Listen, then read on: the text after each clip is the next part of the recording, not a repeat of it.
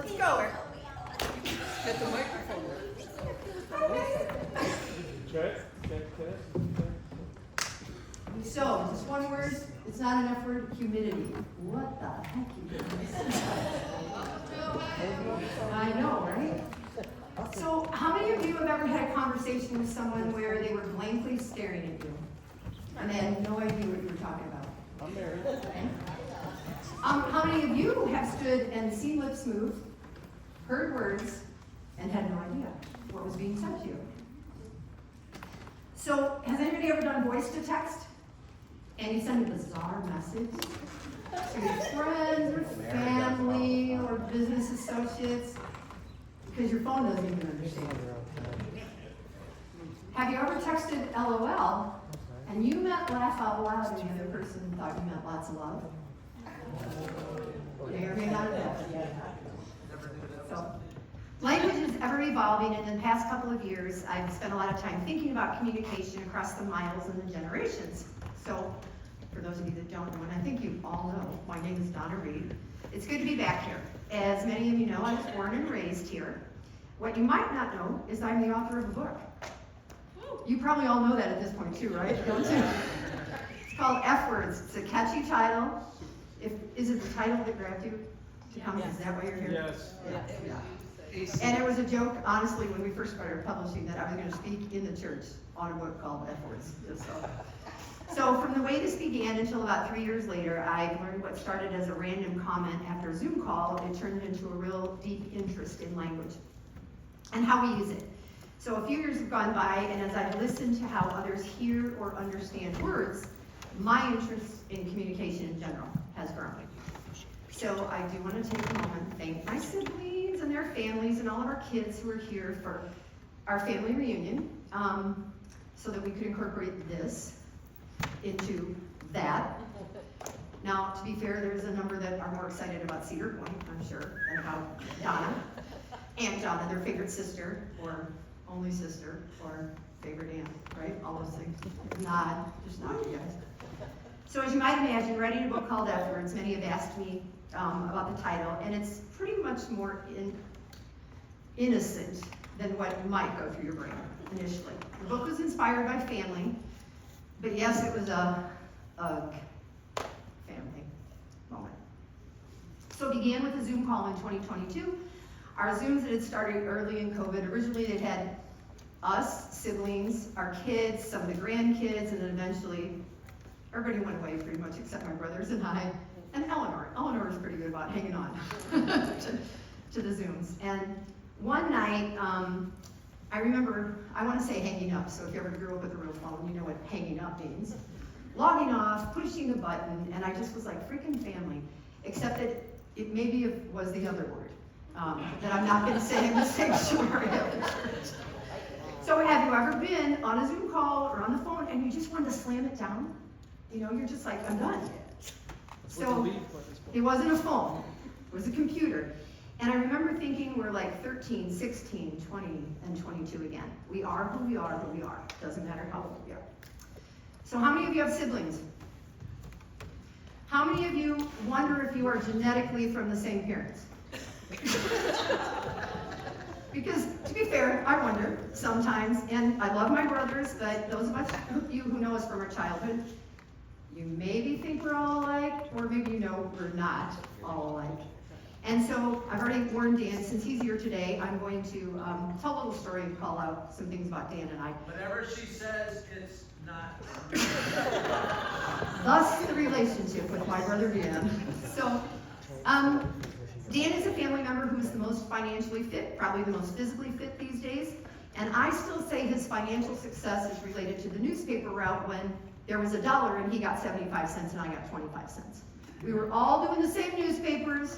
We were all delivering the same route, but Dan owned the route. Called capitalism. All right, stop You're invited. So truth be told, Dan is the wisest with money, and honestly, we are day and night in many ways, and especially in the way we communicate. So after several messages, or God forbid, text messages, Dan will call me and ask me to explain what I meant. This has happened when I believe he should know what I meant. And, you know, even if week that I started the conversation. Eventually, sometimes I'm calling him about First Command Financial Planning, which is the company he works for, and we're on the computer and we're looking in theory at the same website, except that I don't see what he sees. So eventually he calls me and he says, "That's what you wanted?" And I say, "Yeah, it was really clear to me what I wanted, but for him it wasn't." And then one time I remember saying, "After 60 years, you should know what I mean and what I want." And he said, "That is never going to happen." So why did I share this? Because connection and communication matters between all of us. And so it was family that made me begin to write in 2022 and started this journey into F words. So today I look forward to connecting with you as I share some of my favorite F word stories, and I invite you to hear about the ways that we use words, how we interpret them, and how they inspire connection or not. If you will, I'd like you to think about these words and what they mean to you, because I would guess as you think about them, you're going to have your own reflections, and you're going to have stories to tell. As I was writing and rewriting the stories, I realized that language is a result of where you're from, what you've experienced in life, where you traveled, what your major was in college, how many languages you speak.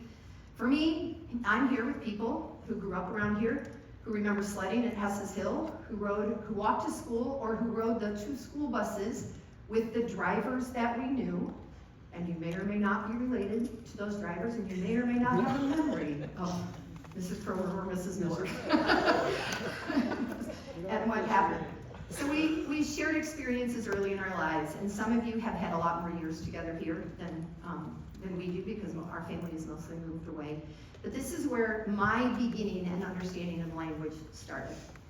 So you're going to hear a lot of F words as I talk today, because it's like anything in your reticular activating system. Once you're thinking about it, you start noticing all of them. I want to focus on 3 of them: favorite, fortuitous, and feelings. Favorite can be a double-edged sword, because being someone's favorite can make a person feel really important or loved, but it simultaneously can make others feel that they're never the favorite. There's pain. There's the kid that always got picked first for the sports team, and then there's the rest of us who, by default, they were like, "Okay, come be on my team." And because there's a couple of schoolmates here today, I want to share a story about 8th grade. And originally I said I wasn't going to name anybody, but I'm going to name everybody. It was a conversation about the word favorite. And the pastor up the road, Mr. Davis, just put his glasses like this when he spoke.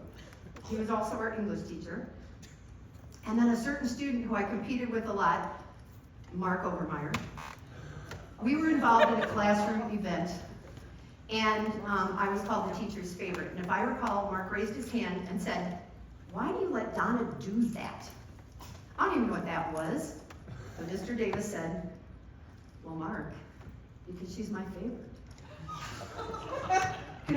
For those of you that know Mark, or whatever, you can only imagine what was going through his head. And it made me feel good, and it was kind of funny. And then there's people rolling their eyes, and then there can be teasing. And the teasing might be teacher's pet, teacher's pet. Was it that bad for me? No. I'd been with those same 26 kids since kindergarten. I didn't overly fret about it. But in today's world, online, text messaging, emails, teasing can turn to bullying very quickly. And it can have severe repercussions for kids. So not that Mark and I hang on to things for very long, but there I picked he and his wife up they were out in Tucson visiting, and Mark was getting in the front seat and his wife was getting in the back seat. She goes, "Now Mark, don't start with Donna." That was probably 10 years ago, so 40 years after we left. So the good news is now we talk on the phone just for fun, and he reminded me that it was okay to tell this story today, because he was certain that he was Mrs. Vandersal's favorite student. Now I have a note that says, "If Steve Beard is in attendance, bring up math in 4th grade." So this is Steve. He knows that I'm still in therapy over math. It's sort of a joke, obviously, but Anybody, you all have memories, right? We all have childhood memories. We have school memories, we have good ones, we have bad ones. So how do the outside influences affect what's a favorite choice? So the influences could be good or bad. Consider a party and choosing pizza. Just that, right? Thin crust, thick crust, pepperoni, gluten-free, only vegetables, vegan, da da da da. You can spend a ton of time just freaking picking pizzas because everybody wants to get their favorite, right? So let me ask you something. Let's switch from pizza to people. If I asked you to make a list of your favorite people, who would you think of? You're pointing at Donna. So you guys, do you ever put your name on a list like that? Do you ever put yourself on a list as one of your favorite people? And would life experiences be different if you always thought of yourself as a favorite? So often, you guys, we define our self-worth by others around us and what we say and do. We want to fit in, we want to be part of a group, we don't want to be too different. So we can't go back in time. We can only go forward. But what if you always chose you? What if you always were on your list of favorite people without demeaning others, right? Can you be that person? Can you be the person who is strong and confident in yourself, choose yourself as a favorite without bad-mouthing someone else or saying that they're not? How well do you connect to your true self? So as I think about favorites, I'm here today because this is one of my favorite places. It's where I'm from, it's where my life began, it's a place I love, even down to the church. And you guys, the church hall downstairs, we were figuring out how old it was, but I have a picture helping break ground for when that was built. So, and I've been gone 25 years, so it's been a minute since that was built. As we think about the word from, some of you now might say I'm Donna from Arizona, which is true. And in another time, I expect to be Donna from someplace else. I don't feel like I'm done with life, and I feel like we're always building on that from piece of who we are. So, where are the favorite places that you are from? It might be Lindsey, Ohio. It might be up the lake. I know people have houses up at, have soul farms and are living up the lake now.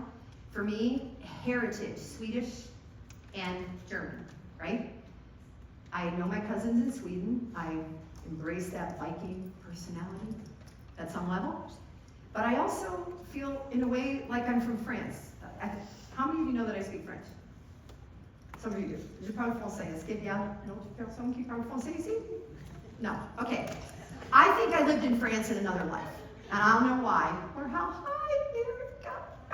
Oh, darling. As we think about the word from and where we're from, I want to tell you that we have several Facebook pages, of course, that are related to Lindsey. And Jeff Opel posted one on one of the Facebook pages a little bit ago that said, 50 or 60 years ago, we would have been ice skating down at the creek. There would have been fires. People would have skated to the swinging bridge, the third dam. And even if you're not from Lindsey, if you grew up around here, you probably ice skated somewhere. Right? It might have been Baldville, it might have been, on a different river. We played a game, I think you guys, it's called Over and Back. So the older kids would shovel the snow, and I think it was like tag. You just skated back and forth and you tried not to get tagged and tried not to fall over the dam in the water. If it was shoveled. So now, if you've just been up to the farm, you can't even hardly see the creek, let alone think about getting down there to ice skate. But that's part of who we are and where we are from. It's the stories that have created us. It's a piece of history that helps define us as who we are. So, people have homes in other places. A couple years ago, I was in Florida, and I saw 10 people from Lindsey and Fremont in one town in Florida. And so that's going to build on who they are and where they are from. A few years ago, last year, you guys, I painted a painting. Some of you have seen this. It has a church, it has Rouches, it has some other things in it, and the road, Ken has it hanging in his house. The road down to the cemetery in the picture, I was mostly done, and I had to put a cornfield in it. And the reason I had to put a cornfield in it was because Don Krylik was really sick, and he can't be here. Told me that after basketball and after track, he and Dan had to go down to the cemetery and run across the cornfield to get back out to their farm. They didn't have anybody picking them up. That was the way they went home. So besides the fact that I saw the cornfields and they were part of my childhood, it was a really specific story. And our class got together in 2016 and reconnected, and this guy that I hadn't talked to for 40 years, we now have talked to on and off for 9 to 10 years. Our stories continue to shape us. So being from Lindsey, yes, that's an F word, it is fortuitous that I know Andrea Opelt Smith. Andrea is the person that kind of put together this whole festival and started it. It's also fortuitous that I know a lot of you. So who's here because I begged you to come? You can be honest. Did anybody just come to get out of the heat? So, thank you, Naz. You saw it on Facebook. Go Facebook. There's another F word. Facebook. Yeah. So, because of the message that I want to talk to you and get across, I want to talk about it begins in a world of COVID. And I want you to, I want you to open your minds to the pros and cons of what was negative and turned into something positive. So a lot of things are not as they initially appear. I want to share about the word fortuitous. So we talked about favorite, fortuitous, and open your minds to what that could mean. Has anybody ever had something awful happen to them? And then 24 hours later, or a week, or a month, or a year, you go, that was fortuitous that happened the way it happened. It was a blessing. I was lucky that happened the way it happened. That the plane didn't leave on time. That the red light stopped me. Things like that. We never know. And when we're in the middle of them, we don't know. So who remembers 2020? You were all old enough to remember 2020. Well, maybe not Austin. You're raising your hand. Way to go, Austin. He's 5. You know? That was a year of a lot of change, and I don't think most of us considered COVID fortuitous, right? Besides learning about Zoom, saving money on gas, I drove through I was still working, I drove through a lot of empty streets. I got places much quicker in Tucson, Arizona. And I wouldn't have been thinking about it as fortuitous. There was the fear of catching COVID, so I'm going to share a story. In the summer of 2020, people started getting sick, and my youngest son, Caleb, was one of them. And I'm back up here and tell you that Caleb and I think Jessica, were driving from Denver down to Tucson, and Caleb was complaining about a pain. He was uncomfortable in the car a little bit. And as the kind mother would do, I said, well, you've gained weight, you're getting older, and you can't keep doing handsprings and backflips. He had just been doing that in Denver. So back to being sick. Caleb had a cough. The doctors thought he had a blood clot. And they did a CAT scan, they did an MRI. He didn't have a blood clot, but he had a 14-millimeter tumor in his abdomen. And he had spots all over his lungs. He was pretty much given a death sentence, but he said that the doctors were a little kinder about the way they delivered that message. I remember I stayed with you guys in the guest room. Had his books and a music stand. And he had his will on the music stand. It was super hard for this mom. He didn't own a lot, but who do I give my guitars to? Who do I give my series of these books to? Animorphs. Did anybody read Animorphs? There's all the Animorphs. So the spots went away with some care, and the medical community realized that this was the as yet unnamed COVID-19. He still had a tumor the size of a hamburger, and by now it was fall, and in October of 2020, Caleb went into surgery. The team that had operated said it could take up to 14 hours. And they knew that the tumor could be affecting his vena cava and his aorta, so he was operated on by a transplant team. So again, think COVID. None of us could stay at the hospital. We all had to go home. Caleb had never been in a hospital except his birth. He did not remember that. So this was his first experience of being in the hospital. The nurses sent us random messages. I don't know if anybody else went through this at the time. Basically what they say is, the procedure has begun. The procedure is progressing. You don't really know anything about what is happening or what is being done. So there's 6 hours we get a call. Surgery was only 6 hours. It wasn't 14. So yay, good news. They only had to take a tiny fingernail piece of the vena cava, and the tumor, which they were afraid had been delving into his internal organs, had instead pushed them aside. Was it fortuitous that he got COVID? Was it fortuitous that they did an x-ray? Yeah, it was. It saved Caleb's life. It was caught early. It was fortuitous that Anschutz Hospital had a transplant team in Denver. It was fortuitous that the parents of one of their students had a place where he could stay, because he lived on the 3rd floor of an apartment building. And he'd been cut from sternum to pelvis. Did I do that right? It was either up or down. It was up and down, you guys. It was. Some of you have never met Caleb, and some of you might remember the 13-year-old who moved away to Arizona in the year 2000, or the kid that you babysat for. I don't know if any of the babysitters are here. I not only think it's fortuitous that I'm here today, but also that he is here today. And I'm grateful and proud, and I'd like to introduce him to you. So, Caleb, stand up. Be proud. I did it. And according to Caleb, he will never be a chest model.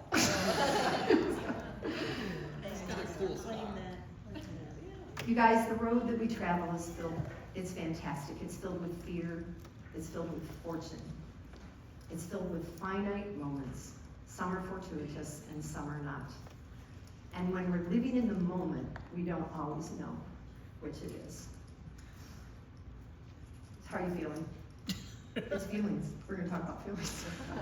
How'd you like that segue? Is that good? Very good. I'm not totally crying, so I'm pretty happy about that. Caleb and Adam told me that I cry when I announce a church potluck. And I say, it's because I have so many memories of church potlucks. So I equally laugh and I equally cry. Oftentimes in today's world, people don't get to express their feelings the same way. It doesn't mean that the feelings aren't there. It means that we're going to express things differently.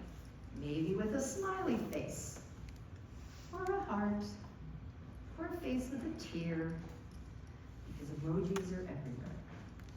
Some of you might relate to this, and some of you might be just saying, no, just smile at me, talk to me, tell me you love me, don't just send me pictures. So with that, I'm going to ask for somebody to come up here and help me with something. So has anybody ever seen petroglyphs? Have any of you ever been into the desert, seen petroglyphs? Okay, who would come up and draw a couple of petroglyphs for me? I'm going to make you if you don't. No? Who? Yeah? No? I'm filming. Come on, petroglyphs. What do they look like, you guys? Don't make me do it. Okay. Come on, Caleb, come do it.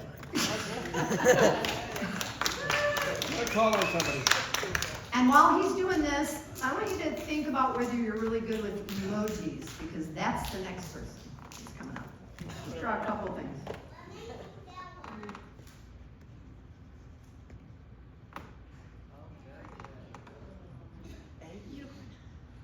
So you have to turn this so they can see if they're with it.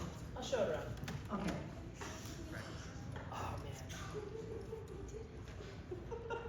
I don't know what he's That's a guy with a bow and arrow, clearly. What are you talking about? No one sat house right. Is that a horse? That's a horse with a swirl. I know, that's my two, you get two. Okay. Good. So you guys, yeah, hand for Caleb. I live 3 miles from petroglyphs. I can go out anytime and see them. And there's pictures, and we know there's a sun. You can go. And we know. Here's the marker. And we know there's a horse. And we know there's desert rams, and we know that there's people. But we don't know the stories, you guys, all we see is pictures. So if Native Americans, if indigenous people had not passed down stories, we wouldn't know anything about it. This is interesting having you here. Yeah, Kirsten has been singing in Muskogee and teaching her daughter one of the first Native American operas, right? Yeah. So my point in that is you can have all the pictures in the world, right? But if you don't, tell a story, they're just pictures. Okay, who's good with emojis? Okay, Arthur, come on. This is my great. No, you should have to just pretend. Yes, you can. All right, this is what I want you to do. I want you to use emojis and write what you did this morning. Oh, jeez. Oh, that's gonna be really easy. You can't say it if you were with us. It's gonna be easy. That's it? That's all you did? Told you. All right, somebody else who had a better morning. What'd you do after that? What'd you do after you slept? I know, right?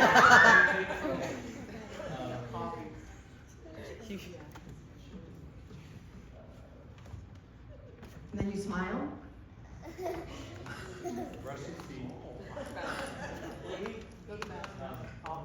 Okay, you see this, you saw this, everybody got the sleep thing, right? That was pretty obvious. What's the next thing? What do you do next? He ate watermelon? Anybody else? Ate food. That's just food. So did you eat watermelon? Is that what you did? No, I ate an English muffin this morning. Why not draw a muffin? That's all right. Thank you. Appreciate it. I did this at a class in Tucson, and the guy had a picture of a cat. He had this whole thing. We're like, did you feed the cat? Did you pet the cat? Did you look?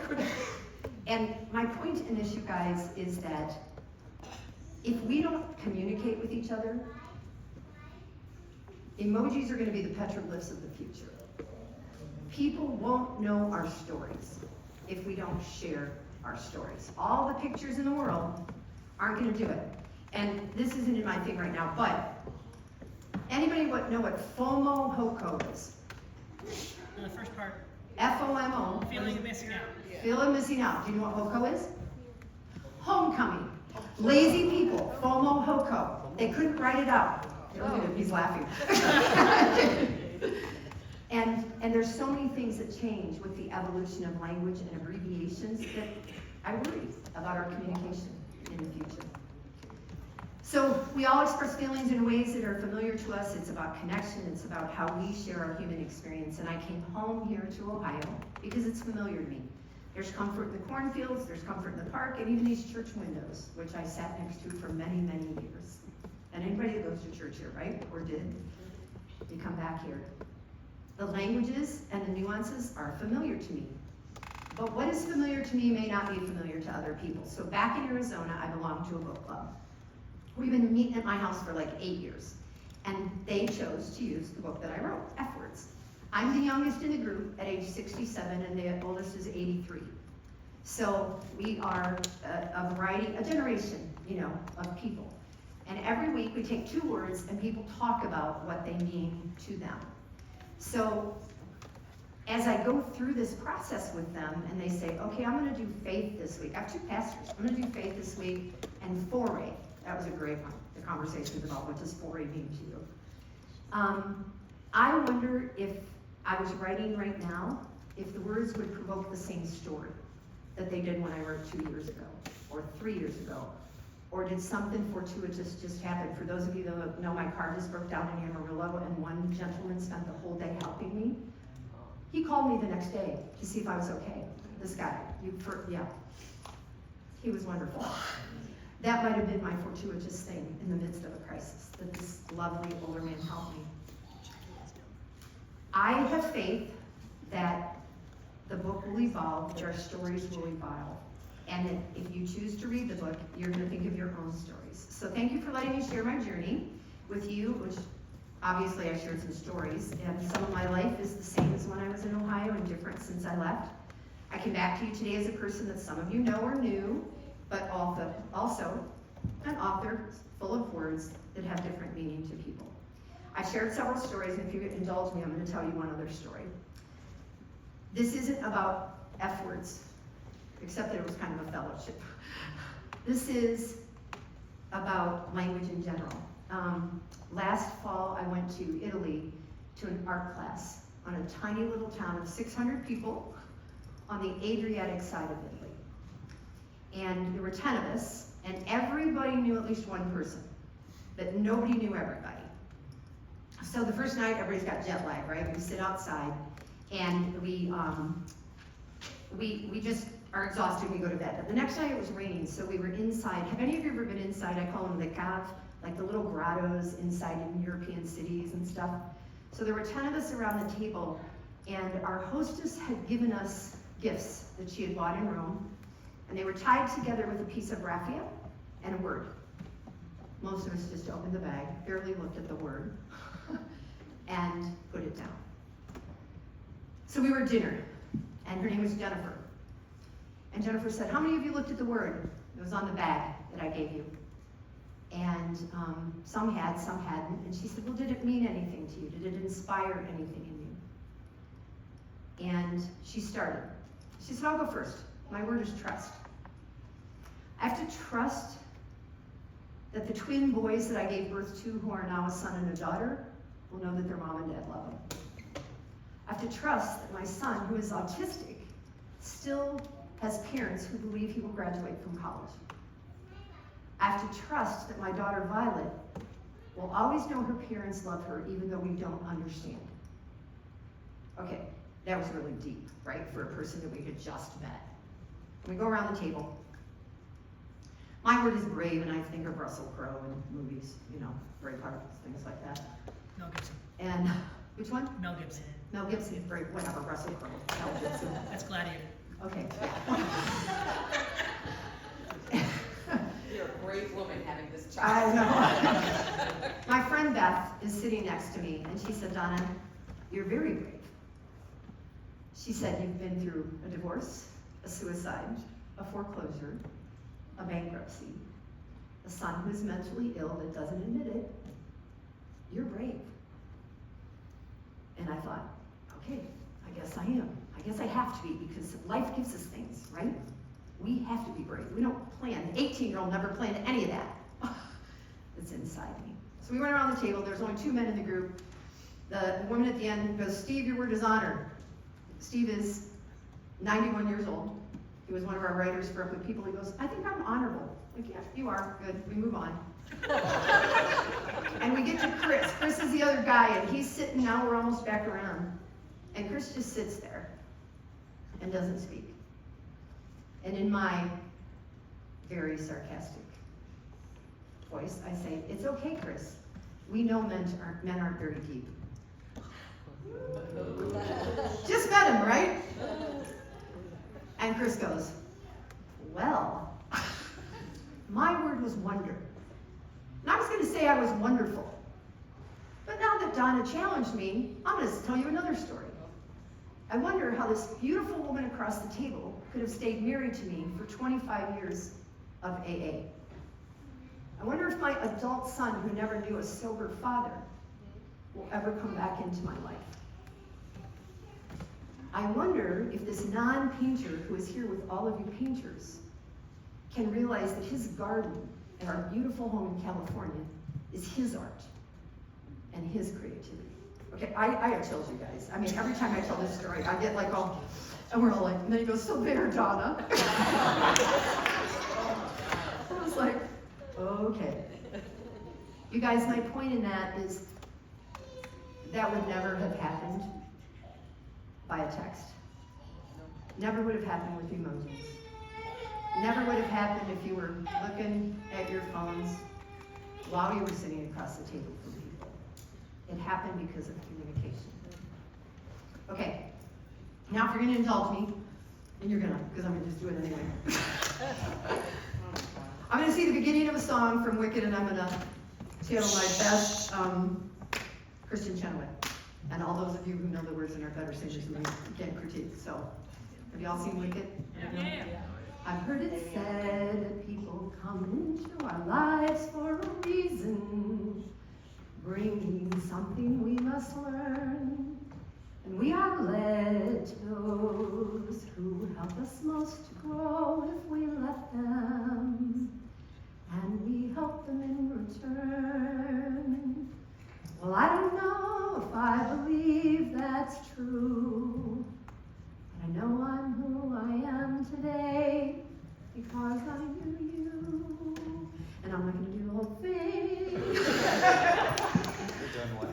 But that is so true, you guys. We are who we are because of who we're connected to and who our lives have had us cross paths with. Hi, John. Hi, buddy. It isn't about F words, you guys. It's about all words. It's about how language and communication pull us together or push us apart, right? Because that happens too. It's fortuitous that I grew up here in a place that created so much faith for me. Life's moments are finite, but time does move forward. Experiences change, language evolves. As you read my book, F Words, you're going to have stories and interpretations of your own. You're going to realize that it's not just about words that start with the letter F. It's about human connection and conversation and sharing stories that allow us to live rich lives. So, I'm going to challenge you. Introduce yourself to somebody today that you don't know. Say hello to someone you haven't seen in years. I've done that with a number of you already today. If you are under 20, is anybody here under, yeah, awesome. There's a couple. Say hi to somebody that's not related to you that you think is over 50. Okay? But don't insult anybody. So, that's most everybody, yeah, pretty much everybody here, except those kids. I challenge you guys, share your stories with other people. This is how life is built. This is what makes us who we are. It's how we use language, it's how we use our words. Connect with the world around you. I'm gonna be at my table downstairs. I need you to each buy like 5 books because I have 100. Okay? F for 5. Oh my gosh. No, anyway, please, thank you for coming, you guys. I know that I recognize almost all the faces in here, and I appreciate it. And share with those around you, share your stories with the world, and then stop and see you downstairs. Okay? Awesome.